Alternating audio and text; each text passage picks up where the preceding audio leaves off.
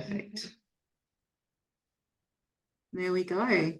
So we're recording now, and I've introduced Jai as our speaker, and just letting you know that we'd love you to type some questions in the chat function if you have them throughout, and I'll address those at the end. And you also have the option to ask a question, so I can unmute you, or you can unmute yourself at the end. So just let us know. We'll have time at the end of today's session. So I'm going to hand you over to Jai, and I'm going to put myself on mute. Thank you, Jai. Great. Thank you so much. And welcome everyone. I'm really excited about tonight's session. I think we're going to have a lot of fun together. And particularly because we're in quite an interesting point within the fashion industry at the moment where everything's changing. I'm going to put a link in the chat here. I've put my slides in a bit of a Miro board tonight. So feel free to jump into the Miro board, have a bit of an explore. What's really important to me is making sure that my presentations are interactive, that I'm not just sitting here kind of talking to you for an hour without any kind of interaction. So feel free to jump into the Miro board and have a bit of an experiment around. Thanks for doing the acknowledgement to country. The Miro board's quite easy to use. You can use the plus and minus tools on the right-hand side. You can drag out sticky notes from the left-hand side. And I think it's quite a collaborative tool to use in this space tonight. I think we're quite privileged to have 50 people come together from different interests within the fashion industry. And I think it's really great to try and capture some of those aspects. So if you do jump into the board, it would be good to kind of test it out if you want. I put a bit of a question here about which frog are you today? And you could grab a bit of a sticky note and introduce yourself, where you're coming from, and how you're feeling today. Throughout my session, there's lots of different sticky notes and questions I prompt, and feel free to kind of come in here and start kind of doing some answers or putting comments. I think it's a really great tool to use, and it's something that I use in my classroom quite a lot. So feel free to jump in and type some aspects throughout the presentation. And I'll try not to make you too seasick with the slides. So I guess a little bit about myself. I never thought I would take fashion as a career, and I kind of completely fell into it during year 7 as we were kind of forced to take it as an elective. And I guess if I hadn't been forced, I probably never would have fallen into fashion. But I had a lovely home economics teacher who really inspired me to encourage going on with textiles, and I've really taken that throughout. I took a bit of an alternative approach to university. I didn't do an ATAR. I went into vocational education first and studied a certificate 2 and 4 before going into university and moving to Melbourne from Tasmania to study fashion design. And I think this is I think education's changing quite a lot, and I've been talking to a lot of high schools as I'm starting a new program at the moment in full recruitment mode. So I've been going to high school after high school, and it's been really interesting to hear about the perspectives people have about how you go into high school. And I think teachers play a really important role in the textiles classroom to encourage students to really do what they love. A lot of students I've met have kind of thought that fashion isn't a career that they can take, that it's a hobby, but I guess I've taken that as a career, and I've found it a beautiful career, and it's something that is feasible and possible. Yeah, so I guess my pathway to fashion, I took it in high school, pursued vocational education first, which I don't regret. I think taking vocational education first before doing my bachelor has really set me apart from my peers. I learned a lot more hands-on skills before going to study in higher education. After that, I decided to pursue a Masters of Teaching in secondary, and I'm a King and Amy O'Malley kind of scholar at the moment. So working with that organization to kind of complete my master's and think about how I can improve home economics across Australia, particularly in rural places across Australia. I'm really passionate about making sure that all students have access to home economics, regardless of the socio-economical kind of area that school's in. And I'm also currently studying my PhD. I'm currently 1.5 years away from finishing, which seems like a long time, but it's my 4th year fourth year studying my PhD, and my research focuses on fashion technologies and sustainability. And I never really thought being an academic was a career path. That's not something I remember going to my first lecture in fashion and thinking, this doctor in fashion, I didn't know you could be a doctor in fashion. And I've gone full circle and decided to pursue that. I think research plays a really important role in how industries work. Great. So a bit of an agenda for tonight. I'm going to talk about fashion technologies and sustainability, and then we can kind of have some fashion lesson planning together and then some Q&As at the end. And hopefully, yeah, feel free to jump in the mirror board whenever you want. So before we think about the future of fashion, it's really important to first think about where we've come. So a lot of my research within fashion looks at the Industrial Revolution. So when we think about the Industrial Revolutions, the first Industrial Revolution really started off everything and progressed where we are in fashion now. And thinking about fashion and the first Industrial Revolution, this is really where it kind of kicked this global economy and how we produce and consume things. The first industrial revolution brought us steam power and coal power machines, which really did revolutionize the fashion industry in terms of textile development, spinning machines, sewing machines, and it really did, I guess, increase the way that we produce fashion. Whether that's a good thing or a bad thing, maybe we'll discuss that a little bit later in the conversation. But I guess the first industrial revolution really set out our development in where we are today. Thinking about the second industrial revolution, this is where power and chemicals started to come into play. We started to see things like polyester come into play, where no longer do we have to rely on natural fibers, but instead we can print long, lengthy, polyester fibers from a spinneret. And we also had, invention of the sewing machine. And when we think about the sewing machine, the first sewing machine that was invented was actually destroyed by tailors because they thought it was going to take over their job, which is quite an interesting aspect because now as we see the introduction of automation, robotics and AI, we're going through this same kind of cycle of, oh my God, this technology is going to take over design and we're not going to have any jobs. But really, every single industrial revolution, the role of an industrial revolution is to add productivity to the workforce, not so much to take away jobs. So I find that quite comical that, back in the day, these tailors thought, they're taking away our hand sewing and everything's going to be destroyed, but actually, it actually only increased our productivity. Then we moved into Industry 3.0, the information age. So we started to see fashion introduce computer-aided design. So StyleCAD, Lectra, Madaris, digital pattern making started to come into play, which was speeding up the processes. America started to do push manufacturing and chain sewing, and we started to see inventions to really increase this productivity. And today we live in the fourth industrial revolution, almost on the cusp of the fifth industrial revolution as well. But a lot of my research is focused on the fourth industrial revolution. So how we can use robotics and automation to improve the sustainability within fashion, which, has its pros and cons as well. Currently, we produce less than 5% of Australian-made clothing, which is quite sad to think that we used to have a real vibrant industry, but that's not to say that we don't have a future in manufacturing. The strategic direction in fashion within Australia is to have more highly specialised fashion being manufactured onshore. We probably won't see mass manufacturing come back onshore, but with the use of robotics and automation, we can start to see some really interesting high-tech fashion garments starting to come into play. My study this year focused a lot on technology adoption. So I surveyed over 50 fashion organisations across Australia to understand what the adoption of technologies are in Australia. For the fashion industry. We looked at three variables. So generally a fashion organization will adopt a technology if they find it useful, easy to use, and they kind of have an attitude towards using it. Generally, overall, the Australian fashion industry are quite acceptant of technologies and do want to accept technologies, but we're just not doing it. It's as simple as that.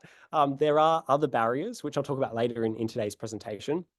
But it's, I guess, really interesting to see that how everybody has, I guess, the perceived usefulness and perceived ease of use of these technologies, but we're just not quite using them there.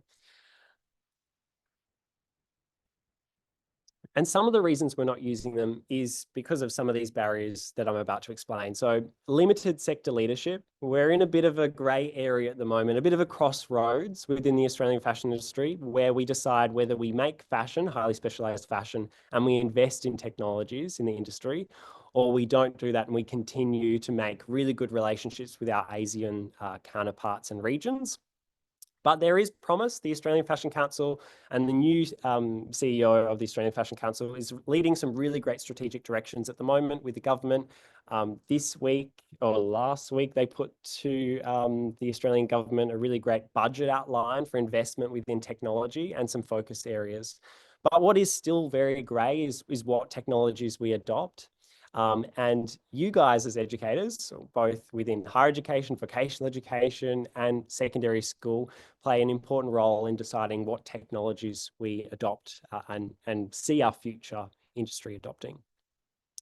Another barrier is misaligned education. So we're seeing quite a big skill shortage at the moment within the sector because our misalignment with vocational education and higher education is quite big. Vocational education is finding it hard to adopt technologies because we have quite rigid training packages and it's so hard to get any kind of wriggle room in there to adopt some of these technologies. And on the other side, higher education is probably going a bit too far, introducing too many radical technologies that industry can't adopt. So finding this middle area for technology adoption is quite an interesting part. The scaling of technological capabilities here in Australia, we just don't have enough technological talent within textiles and fashion at the moment to be able to support this adoption.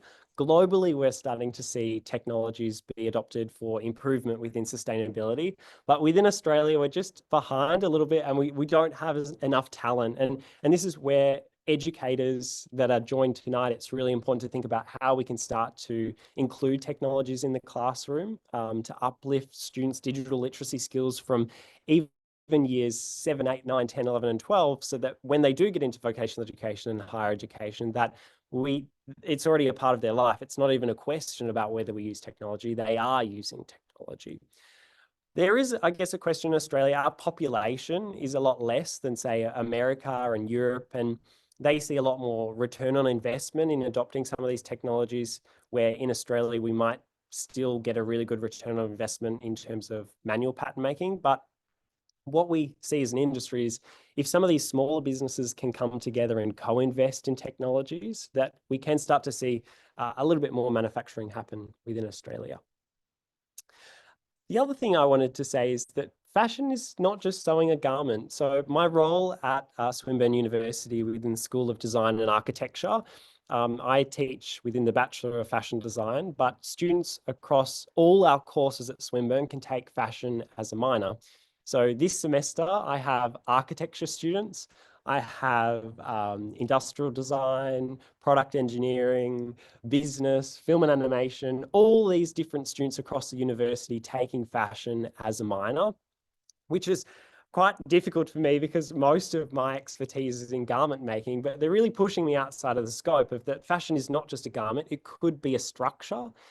It could be medical textiles. My dad unfortunately lost his arm in a work incident, and we have to purchase a lot of his prosthetic textiles from Germany because they're not made here in Australia, and we don't have the capabilities to make them here in Australia. So I find it quite interesting a lot of the time when I'm going to high schools that students don't believe that fashion can be a career. But yes, fashion is pattern making and making garments, but it also has a big role to play in architecture and medical textiles. And there's a lot more jobs out there than what one might expect.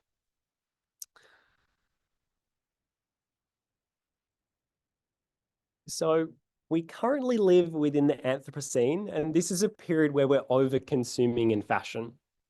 I was reading yesterday and I was trying to do some mathematics since the MCG has just been scanned. So we have some reliable data, but globally 300, we could fill 300 MCGs. So anybody not living in Melbourne, that would be the Melbourne Cricket Ground. We could fill 300 MCGs of new textiles that are made every year. And that is just an astronomical amount of textiles. Since the 1950s, we've started to see this great acceleration. where we're just starting to overconsume way too much in all scales.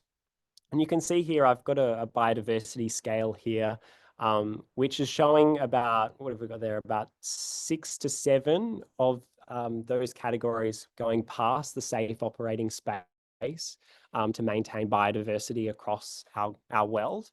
And fashion does play a big part in climate change.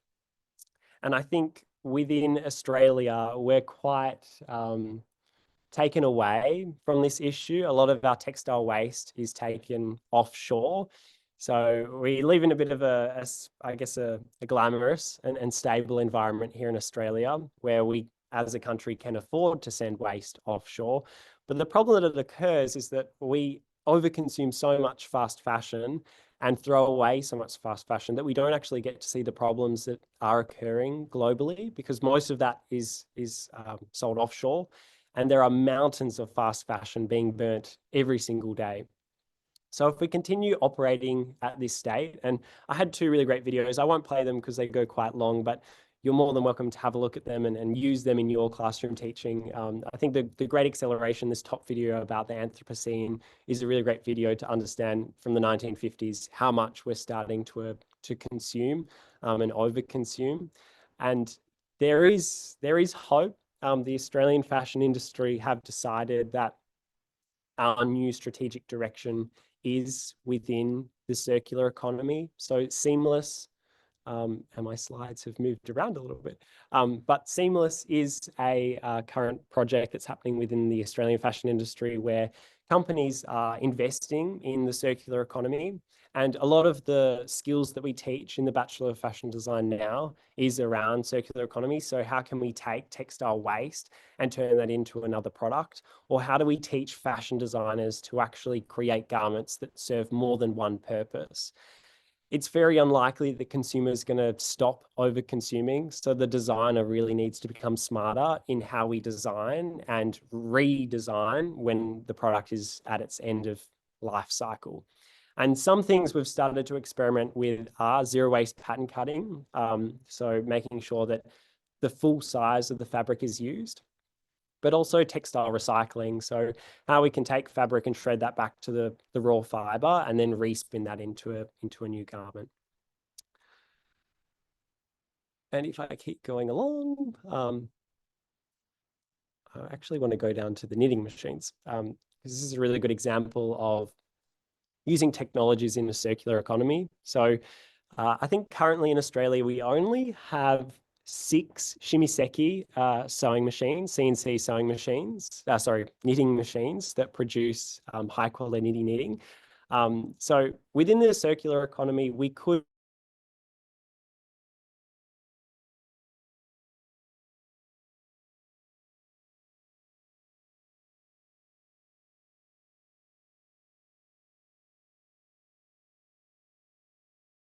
place in the Netherlands as well, that are kind of got this really great factory in a box, which shows the life cycle of consumers being able to come in, shredding up fibers, turning them back into their raw state, and then knitting into new garments. And while there is still a lot of sustainability and environmental impacts with this process, it's taking one step at a time. I think researching sustainability can be quite depressing. I know when I first started my PhD, I thought, this is just such a big problem that, I can never solve this. The consumer is always going to overconsume. But I think it is about that, having that mentality about, if you're seeing 1,000 starfish, on the beach that have been beached, it's about just picking up one starfish and throwing it back into the river and hoping that by you making that small change, that more people will make that small change, and we have a lot more of a positive environmental impact. The shimiseki machine is quite interesting. This is a technology that the Australian fashion industry would really love to adopt, but we just don't have enough talent in this space. So this very lo-fi flatbed knitting machine would be great to see in more high schools, vocational education institutes, because really the shimiseki machine is just a more technologically advanced flatbed knitting machine with a ribber on it as well. And I guess being able to develop some of those lo-fi technologies in, whether it be year 11 or 12 high school textiles, can then really lead on to using the shimiseki down the track and having a really good understanding about how textiles comes together. So some of the other technologies that we're currently using at the moment for sustainable innovation is Clo 3D. So the industry have picked up Clo 3D and are starting to experiment with its capabilities to reduce environmental impact. There are some, I guess, skeptical comments about how much power these programs take. So, is using a program like Clo 3D or using artificial intelligence actually more environmentally savvy than actually just using it physically? So obviously AI uses a lot of server spaces, a lot of data that's consuming a lot of power, which really maybe it's actually easier to manual pattern make, which might be more environmentally savvy. But this is a technology that we're starting to use. I think a lot of people are quite scared of using Clo 3D, but it is about just jumping in and testing things. We use Clo 3D in the Bachelor quite a lot. This is what the software looks like. It can look quite complex and scary. I'm hoping everyone can see this okay. But basically, Clo 3D enables digital simulation of patterns, and it's a really great, I guess, design development phase that people can use in their initial instances. So in Clo 3D, we've got a 3D panel and a 2D panel. So in the 3D panel, you can load 3D mannequins that then you can digitally kind of drape over and experiment with fabrics. So you've got your 3D panel and your 2D panel, and you can use drawing tools. Obviously, you could pattern make professionally in here. But if I was just to draw, a very basic, not to scale, don't judge my pattern making, doing this quite fast, but, you can draw very simple shapes in the 2D panel, which then can be created in the 3D panel. And I know that pattern looks a little bit wonky, but if we, create if we clone some things in here, I've got two fronts, so I better have two backs.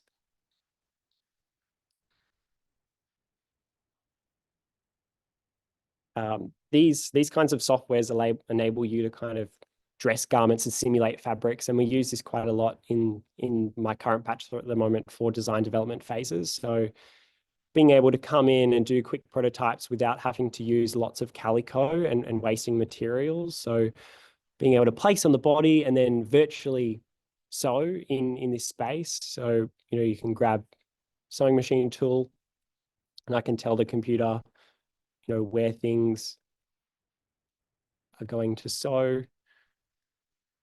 Obviously, students have to have a little bit of pattern making knowledge, but I also get my students to kind of just experiment in here because sometimes you never know what you might get. And I think that's what the creative process is all about. Just sew the backs together, and then I'll show a very simple simulation so you guys can see how it comes together. But telling the computer where I want to sew, and then the magic happens in the simulation. So then I've got a sewn garment here, which I can digitally drape. I can draw over the top of. I can, see how the fabric's moving. I can also get the model to move and see what things might look like. In the real life space, might be a bit glitchy, but I can see how fabrics drape and move on models.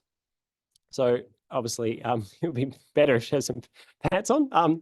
But this program is really great, and I think it's a program that teachers should try and embed within their year 11 and 12 textile design classes, vocational education, and higher education. It does take a little bit of getting used to, and obviously, financial barriers might be quite an issue for some of those schools that are in some lower socioeconomic spaces. But that's where collaborating with universities can be quite a great opportunity, whether you collaborate with your local university to run fashion workshops in this space, Most universities, well, most universities in Australia hold most of the advanced fashion technologies. And this is something we're starting to explore with the Australian Fashion Council, thinking about how we can use the technologies within institutes. Most of the technologies we have here in Australia, the most advanced ones, do sit in education institutes. Most fashion organisations in Australia are, I guess they, oh, sorry, I'll just try and represent this a little bit. Yeah. Yeah, most universities hold all the technology. So it's really good if you can get hold of a technology, get hold of a university and see if you can collaborate in that space. Some other technologies that I've currently been using with my class are virtual prototyping. So things like Gravity Sketch with some Oculus kind of VR goggles. So technologies like this, you know, if you can get a research grant or if you can get a high school grant to get some, even if it's just one or two, Oculus Vision, Meta Vision, or any VR goggles, starting to explore how we can prototype in the virtual space. So using less materials and using virtual reality. A lot of my fashion students in first year explore how they can design garments using virtual reality. So Gravity Sketch comes kind of preloaded on a lot of VR goggles, and there are also kind of 3D mannequins that you can use within this space. So they're already preloaded, you just jump in, you get to draw around in the space. A lot of my students use this in the design development phases to try and decrease how much fabrics we're using in that first space. The use of AI in that kind of initial design development phases.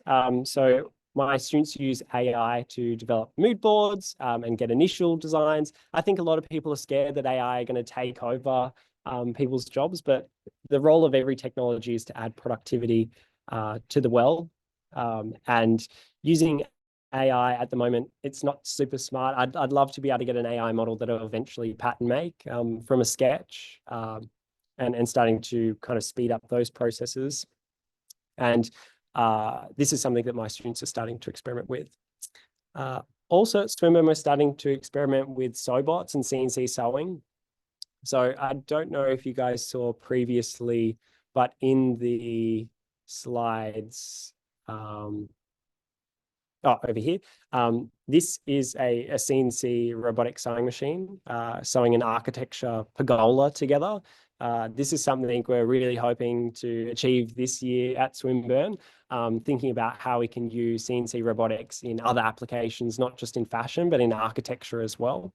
And one of the biggest skill shortages that we have here in Australia at the moment is machinists. High school students and fashion graduates don't see machining as being a glamorous job, but it's quite a big issue for the Australian fashion industry, because if we do want to be creating highly specialized garments in Australia, we do need machinists. And this is something that we're exploring at Swinburne, is that if we can't get students to use machines, can we get robots to use machines? And see fashion being a lot more customizable, moving away from this push manufacturing of fashion. So instead of going into the store and seeing racks and racks of fashion, we instead see, I guess, machines and CNC sewing machines that can create fashion on the spot, be customizable, being able to adapt to size. And that's kind of our goal, our research goals here at the moment. Some other technologies that we're currently using is 3D printing. So 3D printers are becoming more and more cheap to adopt, which is great. We're starting to see a lot more companies. We recently just saw Rip Curl adopt 3D printing in their board shorts, which was excellent. Unfortunately, they had to collaborate with an international design house overseas, but really we should be kind of growing a talent in Australia to make sure that we do have these 3D printing capabilities here in Australia.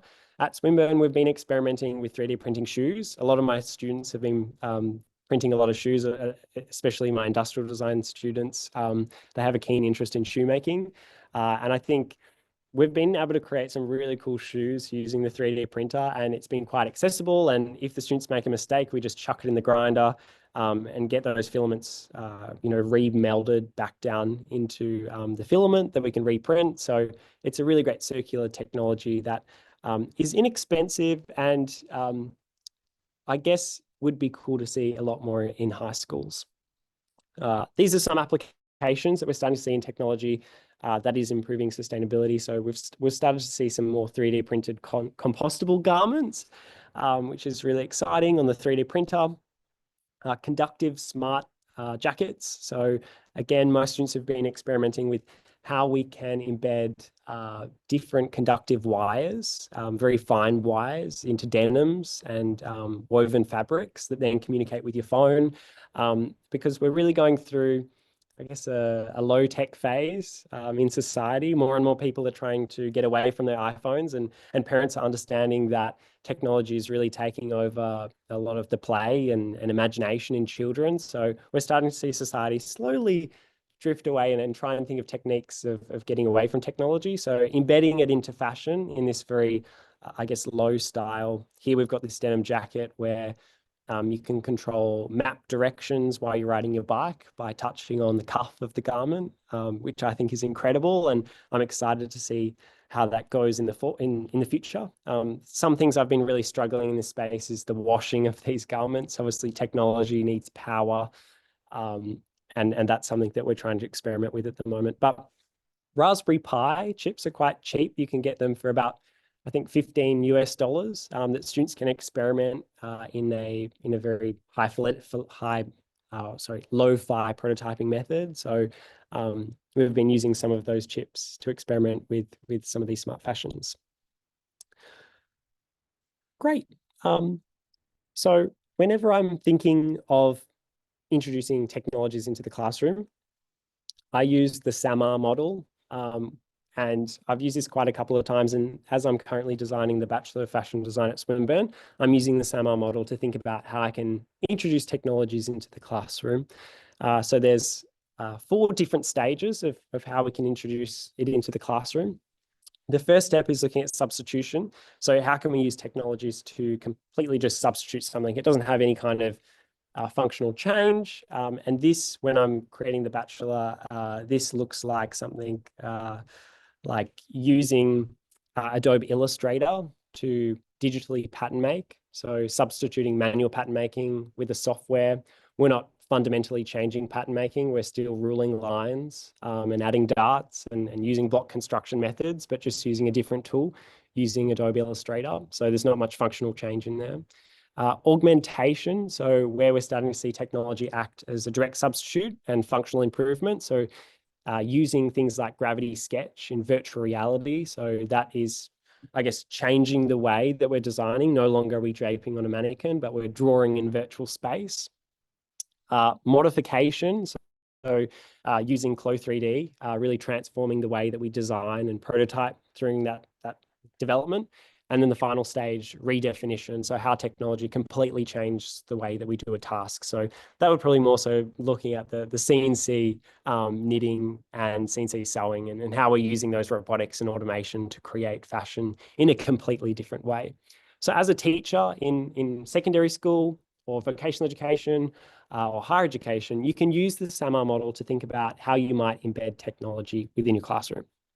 So it would be great if you jumped into the Miro board and started to think of some ideas within each of these categories.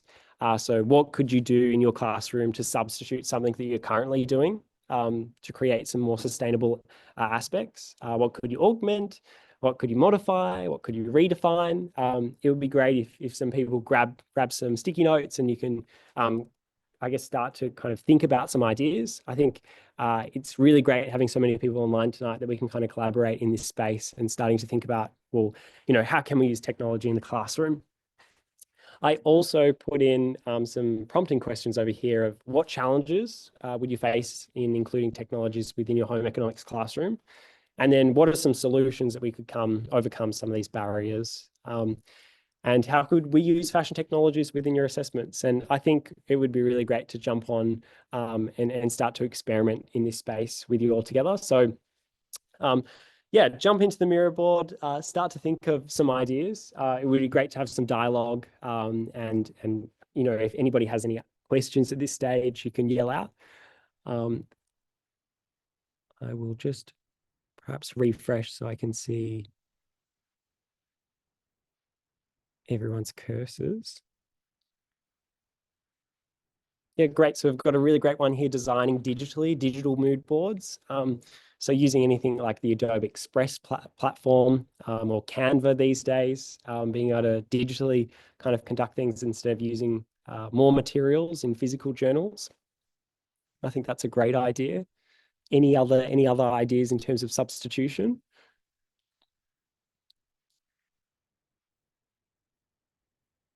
I guess some other things for me in substitution is looking at, I guess, funnily enough, a lot of students that come into my bachelor, their digital literacy skills are not so great. And I always have this kind of misconception that, digital literacy in high school is quite high because students are introduced to phones at a quite early age these days. But we do start to see a lot less digital literacy happening. So I think even just some of these small substitutions, such as using a digital mood board, can increase digital literacy across, and is focusing on that sustainability aspect as well.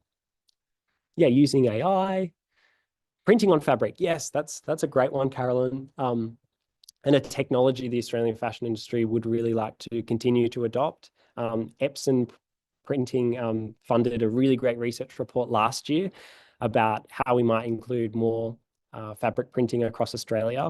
I think fabric printing is something that's quite, I guess one thing that we struggle here in Australia is we're so far away from America and Europe that it can be quite hard to source fabric. And as emerging designers, and students graduating from a bachelor or even coming out of high school, sourcing fabric without huge minimums, and trying to be different can be quite hard. So I think something like printing on fabric is a great substitution within this space. And we hope to see some more fabric printers being invested by the government, to, I guess, increase our use of different textiles. Photography of documentation process, using acrylic pattern pieces instead of always needing to recut pattern papers. That's a really great example. At Swinburne I've been using the laser cutter, which has been great fun of cutting out my blocks in cardboard, so students can continue to use again and again. And we've also been using PP polyethylene, of recycled poly, cutting out patterns in that way, I think has been really great. What about some of these other augmentation, modification, or redefinition? Does anybody have any ideas in this space? We've got using AI. Newark is a great platform. Even Adobe Firefly is great. I guess I'd also be quite interested in some of these questions here as well. Like, what challenges have you faced, kind of including technologies? I assume most people's barriers will be in financial parameters in high schools, even in higher education, I think is hard. Self-education, cost and time. Yeah, great. Maybe the person who wrote Self-Education Developing, would you like to take yourself off mute and if you want to explain a little bit further, I think it would be great to get a bit of an insight in what kind of barrier you see that is. Hi. Oh, hi. Nice to hear you.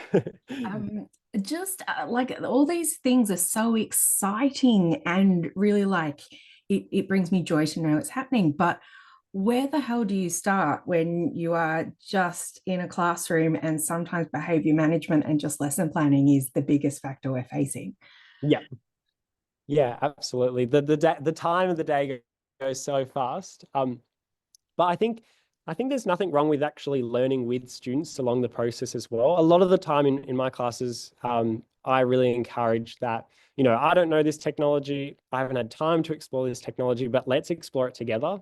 And let's see how we go from there. Obviously, student behavior and management is quite difficult, particularly if you're teaching a subject that they're forced to do. I think could be difficult, but I think learning alongside the student is great, and taking that kind of coaching side of it, I think is quite important. And when we think of student engagement overall, if we think like Frederick's framework, if we've got effective engagement and cognitive engagement, if you could think of a way of using these technologies that students are really passionate about, hopefully maybe that might mitigate some of the I guess student behavior and management aspects of things. Or teachers who are teaching out of the field and may find it difficult. Melanie, would you like to take yourself off mute and maybe explain it a little bit further, if you wouldn't mind?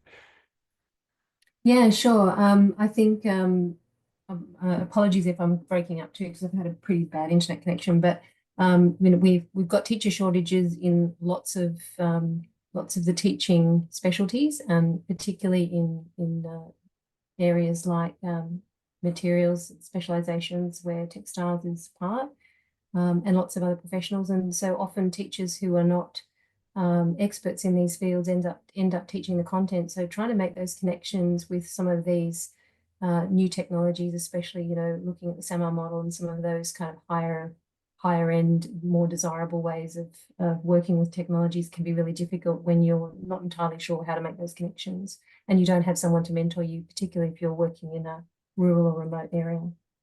Yeah, absolutely. I think a lot of the high schools I've been going to at the moment have really struggled to find people who do know textiles and fashion. And a lot of the time, maybe an arts teacher or a design technology teacher has kind of taken the subject. And even myself, studying my master's in teaching, I found it really difficult because there was no particular pathway for teaching textiles in secondary school. My pathway, I had to have an arts specialization, which was great, but it didn't particularly focus on textiles and fashion, which I found quite difficult. And even trying to find placements as I guess initial teacher education placements were quite hard to find schools that still run textiles.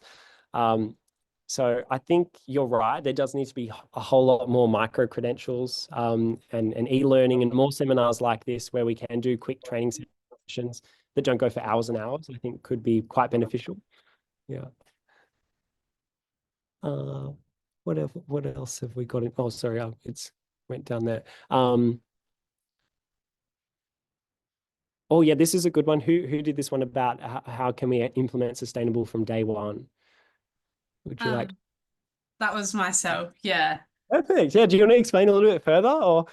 Yeah, so we introduced textiles into our curriculum at Year 9 for the first time last year.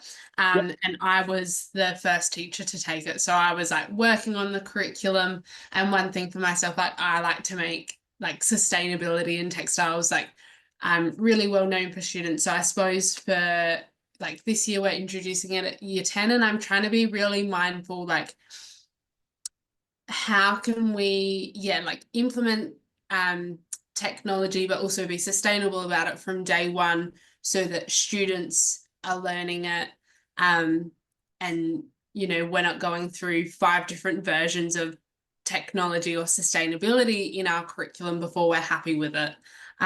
So yeah, I want to be embedding this stuff from day one rather than getting 2 years in going, oh, now let's add this. That way it's, we can, I don't quite know what I'm trying to say, but yeah, just being super mindful of that. Yeah, no, I think that makes complete sense. And even myself, when I was designing the Bachelor of Fashion Design, there's a lot of Bachelor of Fashion Sustainable Design degrees out there. But when I was designing this degree, I was thinking that, it shouldn't be a Bachelor of Fashion Sustainability. It should just be a Bachelor of Fashion, because sustainability isn't even a question anymore. It should be embedded in every fashion course. And as you're saying there, it should be embedded from day one. And I think, it's about when you're doing that curriculum design, that thinking of just small little ways to introduce students to just how much textile waste is out there. I think there's also this really interesting connection between consumers understanding how things are made and having more respect for the craftsmanship of fashion. It's been really sad to see some schools not teach textiles anymore, because I feel like if you're taking away a student's understanding of how garments made or how products are made, they're more likely to overconsume fashion because they just have no respect for the making or the time in that garment. So I think sometimes it might not even be about thinking, all about sustainability, even just them understanding the making process, I guess gives them a lot more respect in how garments made, and hopefully that they consume less as well. But yeah, that's great. Thank you so much. These are all so great. I think it's been great to see some of your issues. So now what I challenge you is well, what are some ideas for overcoming these barriers? I've given a couple, but it'd be really interesting to see if anybody out there has some other kind of ideas. You could even pair them up if you wanted to. Or maybe even after the session, you could pop some more on there. I'm conscious of time since we're heading up to 7:20. So maybe also I'd like to open up to the floor for any questions that you might have about technologies or sustainability or embedding in curriculum. Feel free to pop it in the chat, or I think, yeah, if you pop in the chat, we can also take you off mute and you can ask your question as well. Perfect. Thanks, Di. So I've got, I think it was more a comment. So Emma says, Threads is a great ABC podcast series that delves into this for anyone who is interested.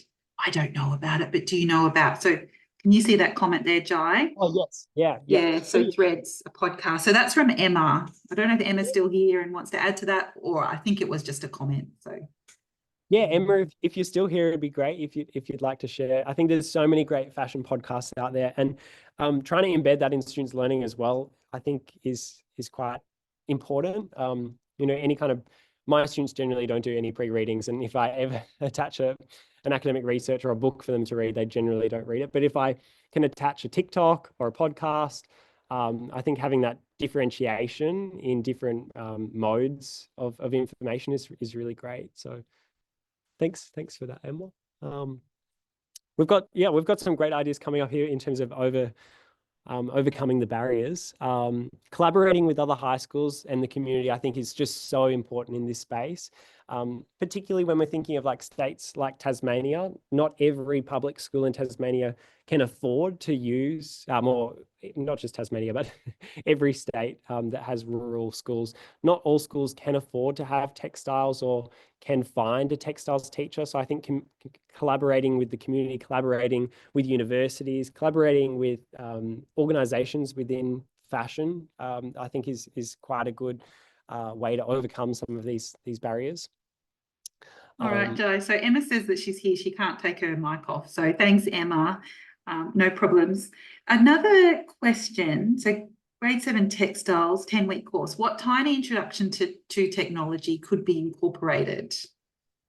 Yeah, that's a great question. I think the cheapest and most affordable and tiniest technology that could probably be incorporated today would be artificial intelligence. I think AI, there's so many AI platforms out there that are free and accessible to use. So playing around with creating mood boards or design development with AI, I think could be quite interesting.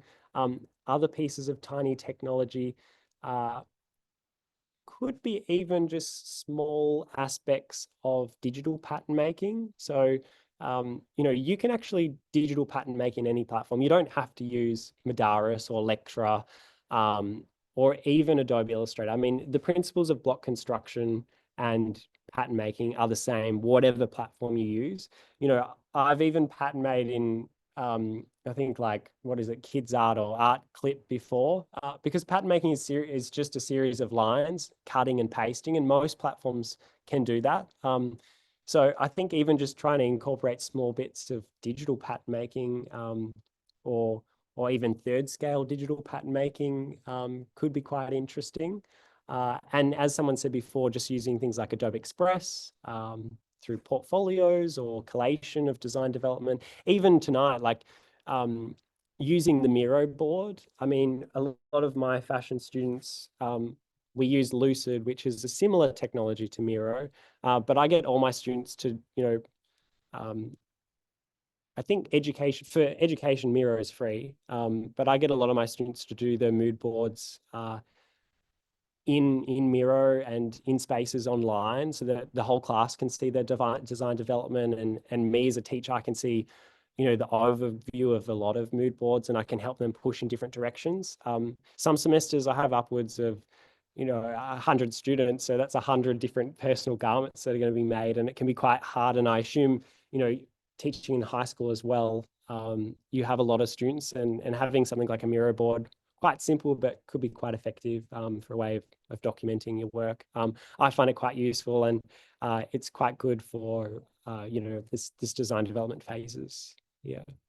So hopefully that helps. Were there any other questions? Yes. So Emma's posted the link to Threads. Thank you, Emma. Oh, thank you. To Neil, what are the most effective / efficient ways for students to document or journal their project progress without them dreading or avoiding it? Yeah, I think a lot of the skills I teach in the first year of the bachelor is methodologies for overcoming this doubt. I think what is really hard teaching fashion design is actually getting students to love the problem-solving process. A lot of design, I think students fall in love with the end process, that, you get this final garment. But as a fashion designer, you really have to find love in the making process, because it's very unlikely that the first tile you do, the first garment you do, is going to look great.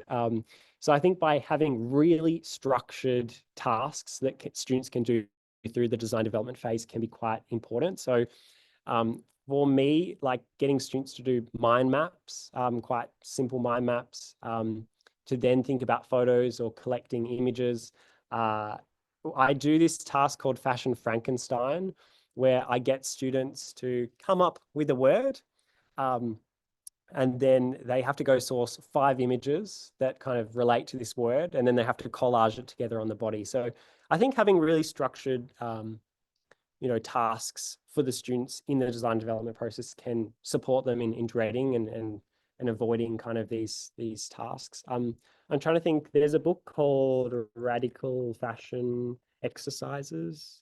This book here is really great, put together by a colleague at RMIT, and it is just a book full of different fashion exercises and methodologies for developing design development. So you could pull out some from there as well, I guess, to help students and support students through that process. Hopefully that gives you some ideas. All right. No other questions or comments are there. I'd just like to say thank you, Di. In terms of like the time you've taken for this engaging presentation, I can see, and the technology, what you've shown in the presentation is amazing. So I can just get a sense of then what you're teaching your students. For me, it's given a new way of thinking. I don't teach in this area. I do so for pleasure, but it's always concerned me. And I know we had a speaker at our conference at the beginning of the year, just in terms of sustainable fashion and that over consumption. Yeah. And the way you describe filling the MCG, it's heartbreaking. But I think I love what you've spoken about. So things that we can do in that area. And just the repurposing, so breaking down the fibers and then building it back up again. That was fascinating. I loved was it Clo 3D? Yeah. Sensational. And I was thinking at the same time that you said that it'd be great if the model was wearing pants. But I loved it. It was great. It was awesome. And then, how to access, I think that could be a barrier, but you talked about collaborating with universities. And the 3D printing of the garments, making them compostable. Yeah, really cool. So yes, thank you. From a novice, from someone who's not really in that area, as I say, just sewing for pleasure, and I'm on the periphery in what I hear. So it was great. I love that overview. Well, thank you. The only other thing I think I missed was that Woolmark Australia have a lot of resources for secondary, high school, and even tertiary education to support, say, the Wool for School program. Australia produces 90% of the world's wool consumption. So I think it's like 2.1% of every bale of wool that's sold, that money goes to Woolmark, and Woolmark's job is to market and educate students in wool. So if you are looking for, I probably shouldn't say this on record, but if you're looking for funds or looking for support, Woolmark Australia also really always keen to support in that area. All right, so we've got we've got 3 minutes, so I'm going to go back to this. There's a question. Yep, Melanie. Di, can you describe what the students you teach have experienced at school as far as textile is concerned? Do you notice anything particular? Some students I teach have never even touched a sewing machine, didn't have textiles in school, which can be really hard to create a portfolio, I guess, for tertiary education. But was it far it's concerned, I think just having a really good basic understanding of what fashion blocks look like, say pants, bodice, shorts, having a really, I guess, fundamental understanding of how garments go together, I think is something I see the students who have seen that seem to excel and go a lot forward in their career path. I think sometimes, you know, in those year 7s and 8 levels, we start with smaller projects, maybe like pencil cases and pillows, and sometimes students can find it hard to translate that into what a career in fashion might look like. But understanding, you know, the volume of learning and the skills, I'm not quite sure how you could overcome that. I mean, we've experimented with, you know, cutting out pattern blocks that might have, say, laced features together. So like laser cutting holes that students can weave instead of sewing, so that lo-fi aspect of sewing a garment. So maybe if there's an email being sent out at the end of the seminar, I'll put some links in there about that. But yeah, I think for me, it's just getting students orientated with how 2D goes to 3D, I think is a core component of fashion and textiles that most students come to me with that knowledge. So there's a thank you here. Oh, Stacey says, a wonderful presentation, very engaging and connected to current trends and future fashion thanks, students. Stacey. So yeah, thank you. And I think Melanie had a follow-up question as well. She did. Can you see that? Yeah. In conventional pathways to fashion design. I think a lot of students do have this issue. I think, yeah, a lot of, depending on what the career practitioners are like at each school, I think a lot of students are kind of persuaded away against a career in home economics or design, because I think everyone has the perception that there aren't any jobs in design. But you know, the Australian Fashion Council CEO said the other day that, you know, Barbie wants to be a fashion designer, but and that's glamorized, but we don't see Barbie wanting to be a sustainability manager or a product developer or a merchandiser, which are the true jobs in fashion. And when someone searches jobs in fashion design, nothing might not come on, because that's just not what we call it in Australia. So I think, yeah, unfortunately, a lot of these pathways students are taking non-traditional pathways, but I think the whole ATAR system and the way we assess students is changing. So it'll be interesting to see what the next couple of years look like in how students go into tertiary education. Di, thank you so much. No, thank you. Yeah, Emma says thank you. Plenty of useful ideas, and that's great. Yeah, well organised, and yeah, it's the ideas that sound particularly helpful. So, all right, Jai, we'll end there. Thank you on behalf of HEIA. It's been a wonderful hour. And thank you everyone for being here. And we look forward to our next webinar. So just check out the website for further details on that. Absolutely. Okay, thank you so Jai, much. if you can stay on the line, Jai. I'll let you talk and say goodbye. Oh yeah, if anybody wants to reach out, I think I put my email at the end of the Miro board as well. So feel free to reach out anytime. But thank you so much. I'm so glad to see so many passionate people online tonight. So have a lovely evening.